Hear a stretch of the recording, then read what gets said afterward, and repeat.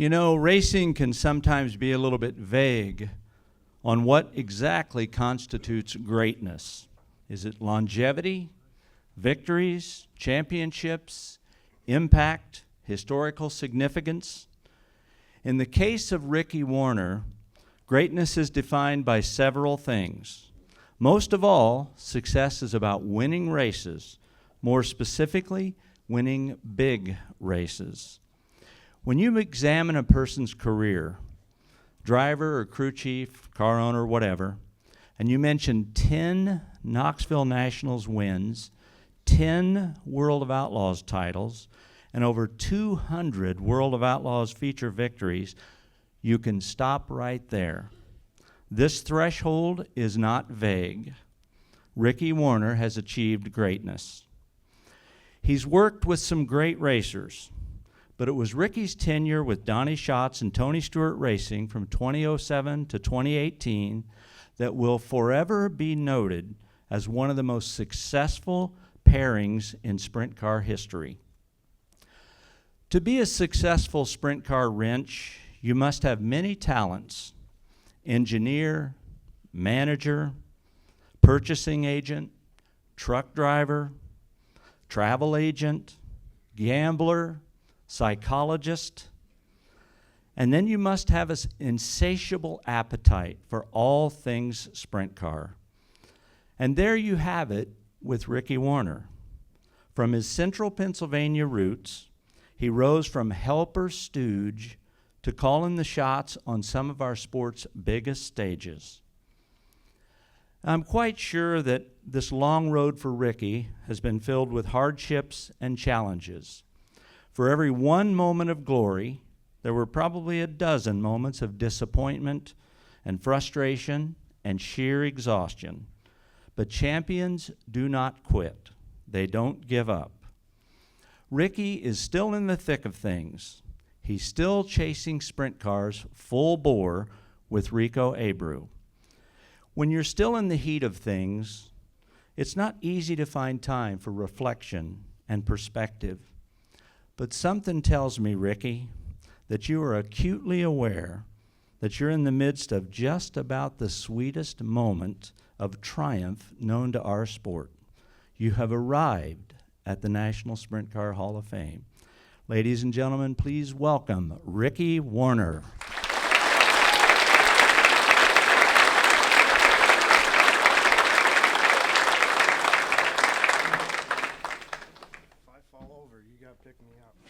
If you fall over, I will pick you up. Congratulations. You know, we talked earlier, and this is the kind of moment you talked about. It's difficult for it to really sink in, and I think it takes a little bit. Well, first of all, I want to, Fred Raymer called me at 7 o'clock this morning, and he said, there's one person you can't forget to thank. I want to thank my wife, Danelle, my daughter, Stevie, my son, Drew. He didn't get to come in. He's stuck in California. Couldn't get through Dallas with our grandkid, Wesley, his wife, Mar. So I'm just thinking about him today. I wish he was here with us. Yeah, it was a tough deal, and I wish he could be here. Maybe he's watching. Hope so. Fred was right. When you don't recognize her, that's a long ride home, buddy. Let me tell you. Yes, it is. Anybody knows my wife, it's really long ride. Well, there we go. So back to the beginning. You know, you started on the bottom rung. There's just no question about it, just loving sprint cars and wanting to be around it. And was there a point, Ricky, where you started to feel like, hey, you know, there may be a place for me here in this deal. There may be a place. Yeah, when I was young, like guys like Barry Jackson, Deuce Terrell, I got time to work with him. He can tell you some really good stories about what not to do when you're a young guy. So you meet them guys, you get in contact with people like Kenny Woodruff, Scott Gherkin. You know, I wouldn't even be here if it wasn't for Ron Shavers. There's such a wealth of knowledge over 25 years that probably a young kid like me shouldn't even be allowed to know. So, you know, when I was coming up. But you just meet people, you idolize them, and, you know, this sprint car racing gets a hold of you, and it makes you do some weird things. You know, you'll work yourself till your fingers bleed, don't go to bed, run up and down the road. You know, countless hours away from your family just to have that feeling, that someday you'll be at the top of it. Well, you definitely got to the top. I've always wondered, as a crew chief, I mentioned you got to do a lot of different things, but there is no doubt about that chemistry is such a huge part of going good. I mean, there's no way around it. What have you learned through the years to help you with whoever it is you're working with? What have you learned to help them go and help it work for you? I mean, all the different guys over time, you had guys like Tyler Walker when I started, Jack Hodenshield, Andy Hillenberg, Joey Saldana, just different guys, Jeff Shepard, when you're coming up. And then you get to, race with one of your buddies and, the Steve Kinzer of our generation, Donnie Schatz. And once that happened, something clicked and we just went on a really good run, and it's hard when you're doing it because it's hard to get to the top. It's 3 times harder to stay on top. So, and it takes a lot out of you. It takes a lot out of your team. Steve Swenson's probably one of the best guys I ever worked with. He's been around me for 20 years. And just some of the guys that's helped me, really good guys. I think TSR's spit out 4 crew chiefs, that came out of our program. So that makes us feel really good. Now, the road's been pretty long, and you've logged, a lot of miles. And I know you had a health challenge here in recent years, and you've navigated that really well. And have there been times, though, on the road where you've thought, man, I got to figure out how to do this and not be there? Not be where? Wherever it is. Pretty much every night after the car wash, that runs through your head. You're thinking, this guy, he's home in bed. My buddies are, they're doing whatever at home, whether it's riding motorcycles or going fishing or hunting or anything like that. So it's a big sacrifice. And about 5 years ago, I got kidney cancer, which scared us, my family. And, I have a lot of support from my family, my mom and dad, Dick and Cindy. Danelle's mom and dad, Dick Coleman and Sandy Coleman and all their family, C. Ray Hall, that whole bunch. And, it just helps you make it through it. And then you think you can't do something that you really love. And then the doctors say, well, you take this medicine, you do this, you do that, and you start going to work and you're like, well, this ain't so bad. I can still go to the races and do everything. And then you put it in the back of your mind and go right back to what you were doing. So.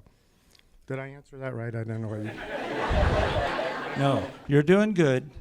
You're doing good. What, coming from Pennsylvania, the hotbed, really, what is it about central Pennsylvania and sprint car racing? I mean, you grew up there. What is it? Well, you get your ass kicked a lot back there. There's a lot of good guys.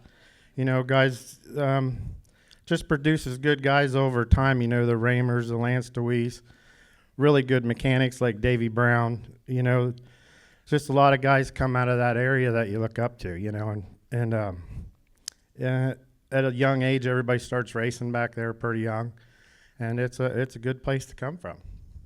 You have to be at least 50 to get in this deal, and I think that's a good rule for a lot of reasons, one of which is I think you need to be kind of where we are in life to really appreciate what this is. Do you agree? Yeah, with the Hall of Fame and stuff, I think it's a really good thing, and that everybody supports it. That I don't think everybody understands what you put into a work of your whole career from the time you're 18 or 19 years old till you get to 50. It's very demanding, and it's probably takes years off your life, and relationships, stuff like that. But you meet so many good people over that whole time. Really good owners, really good race car drivers, and it turns into a big family, that you look forward to seeing every weekend.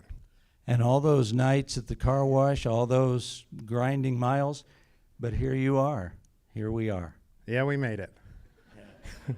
And I always love hearing from you, but don't call me after the car wash, okay? Just all right. Anybody else? You had a list earlier. Well, I have it, but I've got it memorized now. So, just the big thing about all this is when you're young and you have a lot of mentors, you know, just like what I was saying about like working for Deuce when you were young. When I worked for him, he was like, he's at the top of his game. So people like Carl Kinzer, Scott Gherkin, Kenny Woodruff, Daryl Socher, all them guys have a wealth of knowledge that brought me up. And the biggest thing I had in the back of my head was I didn't want to let any of them down.